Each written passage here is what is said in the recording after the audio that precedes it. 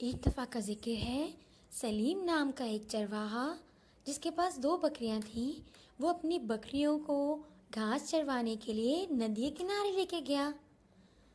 नदी के पास बहुत सारी हरी भरी घास थी।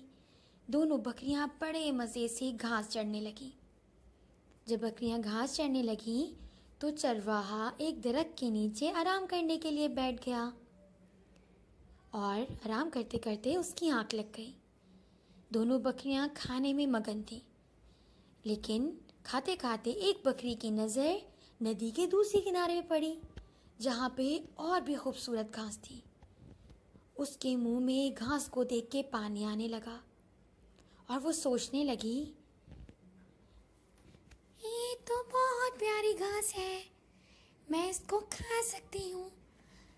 मुझे यकीनन वहाँ जाके इस घास को खाना चाहिए, क्योंकि दिखने में इतनी प्यारी है तो मज़े में तो बहुत ही ज़बरदस्त होगी।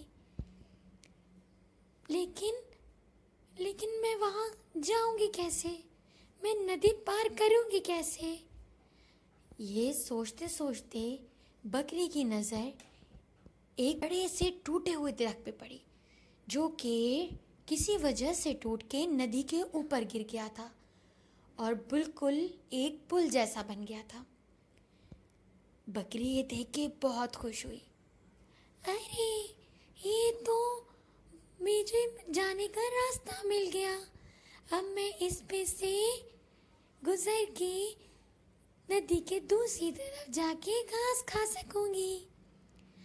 और ये सोच के बकरी खुशी खुशी फौरन से दरख्त के ऊपर चढ़ गई, दरख्त की लकड़ी पे चढ़ गई। और जैसे ही वो दरख्त की लकड़ी पे चढ़ी, दूसरे किनारे पर एक और बकरी थी जो कि नदी के इस तरफ आना चाहती थी। बकरी ने कहा, हटो मेरे रास्ते से, मुझे नदी पार करनी है, मुझे घास चरने जाना है वहाँ पे, तुम हटो मेरे रास्ते से। दूसरी बकरी बोली, मुझे दूसरी तरफ जाना है, तुम हटो मेरे रास्ते से, पहले मैं आई थी।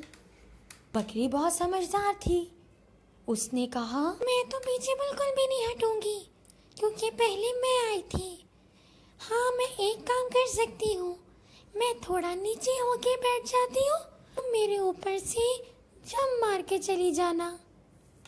दूसरी बकरी राजी हो गई और बकरी नीचे होके बैठी और दूसरी बकरी उस पे से कूद के दूसरी तरफ पहुंच गई नदी के।